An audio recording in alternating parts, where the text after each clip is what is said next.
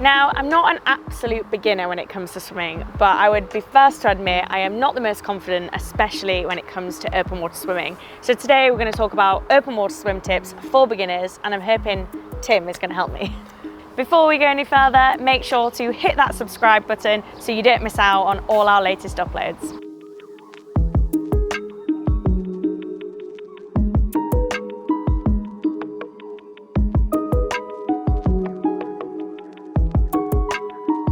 I totally see where you're coming from. Swimming open water can be so daunting, whether it's a beautiful lake, the Mediterranean, the Thames, Lake Windermere, you know, the dock at West India Quay. So I think, first of all, you need to get familiar with your surroundings and make sure you've got the right equipment.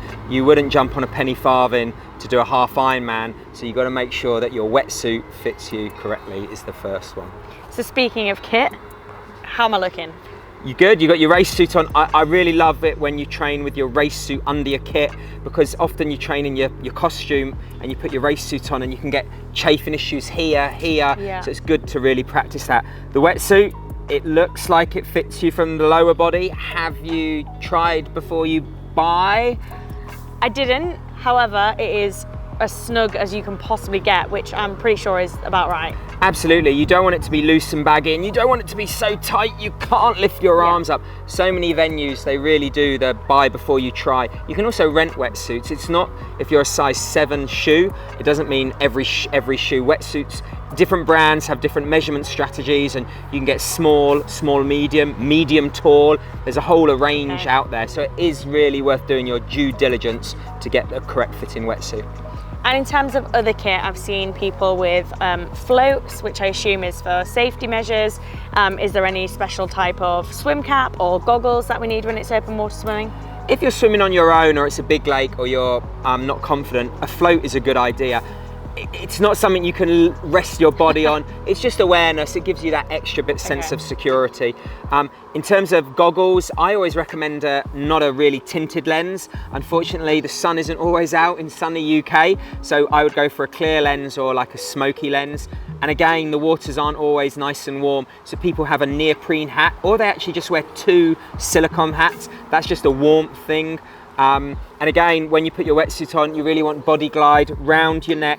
For races, some people put it on their wrists and their ankles just so they can get it off quick. And again, under your wetsuit, if the seam is coming here, it might be also worth putting a bit of Vaseline or body glide there as well. Personally, I always like to use earplugs as well. I know not everyone does like that. Sorry.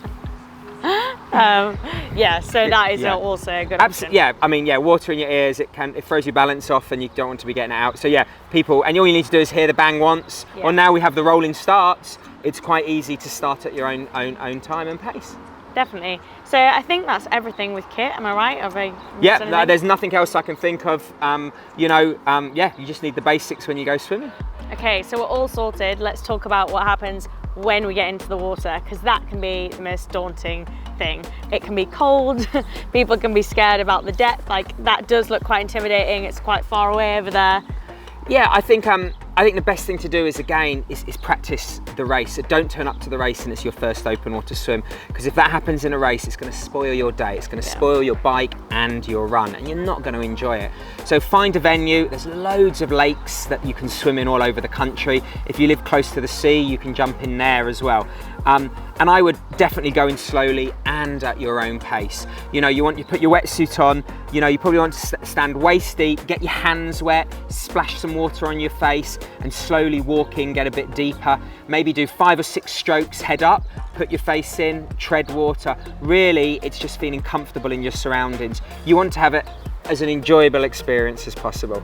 I think for me, definitely the cold is the biggest factor, which puts me off open water swimming. So I do that, I get in, I kind of let the water get in my suit so I can get used to it before I then start swimming. Not many people talk about this, but I know what you're gonna say. Lots of people do pee in their wetsuits to warm up. It is being done by the Olympic champions, and so I'm not recommending that, but I'm not. He's not. That's definitely something you could do as well.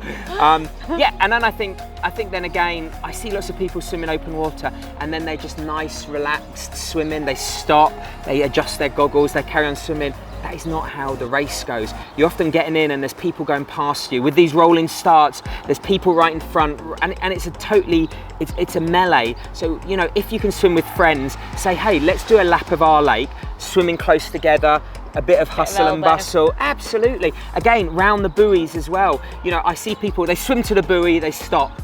Then they swim to the next bit. Practice swimming round them. There's all of these tips as a beginner, which is just going to give you that confidence, but do everything at your own pace.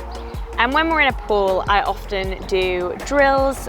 Is there any open water specific drills that we should do in open water to get more confident or to improve?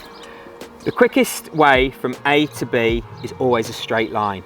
And I think that is the best thing to practice. So let's say we pick the far buoy over there and we start at this buoy. You want to swim, say, 50 strokes, hear me out here, without sighting, with your eyes closed, knowing that you are swimming in a straight line. Okay. And I guarantee most people either veer to the right or veer to the left. You get that 1% who are perfect. And if you veer to your right, then you do it again, try and correct it. And if you still veer to your right, so then you know when it comes to a race, wherever the buoy is, you aim to the left. And if you veer to the left, you obviously aim to the right. And that's a drill, because in the swimming pool, you do head up and you do sighting, but you've got a lane rope, you've got people close. So it's just a really good way. And it gives you that confidence, because even in a lake like this, which is pretty shallow, nice and clear, it's very clean, you do get that sensation of, oh, I'm going to swim into a brick wall, or I'm going to swim into something. So it really helps with that anxiety as well, I find. So the key thing really of tips of swimming is open water sighting is the most important, you would say, when you get outside. And being comfortable in your environment. You know, it's things like if you don't like the hustle and bustle and you breathe to your left, start on the inside so you can see everyone, don't start in the middle. If you breathe to your right, start on the outside, the left side, so you can see everyone. Rather swim a little bit further to be out of the hustle and bustle. If you like it, get your elbows out and get in there, get on top of your stroke. And again, don't always swim when it's a beautiful day. Swim when maybe there's wind and there's some chop. I'm not saying swim in the rain, but you're gonna race in the rain. So again, you need to get into that mindset of training to race. And I think as a complete beginner, I know my first few times at the lake was definitely mind over matter. The thought of it was a lot more daunting than it is. When we've got a pool, we know we've got an edge that we can easily get to if we get tired. What is your tips? Because I know from me, I took a lot of comfort being in a wetsuit, knowing I was going to be safe. You can roll onto your back, you can float. It does seem daunting being so far from the edge, but there is a lot of ways to overcome that mentally. Absolutely, and I think when we swim, we need to do two things. We need to stay on top of the water and we need to go forward. The wetsuit takes care of one of them. So the thing that you can do, as you said, is just roll on your back, tread water. That's a massive thing to give you that confidence. And I think you can practice swimming behind people, swimming next to people.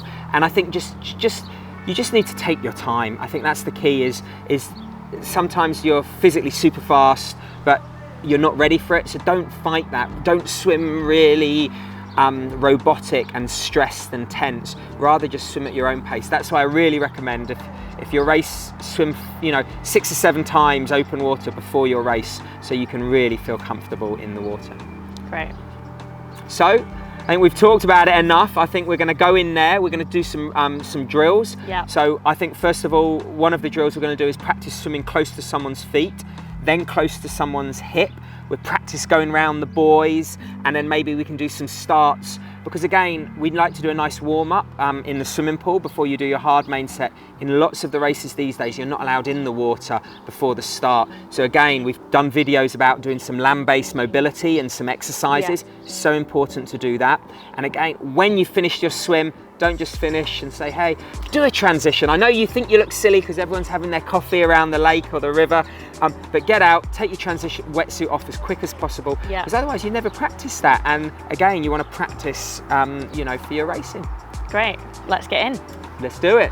Just hearing those tips, I feel a lot more confident about getting in the water and practicing them. So if you like this video, please give it a thumbs up, subscribe to the channel, and we will see you on the next one.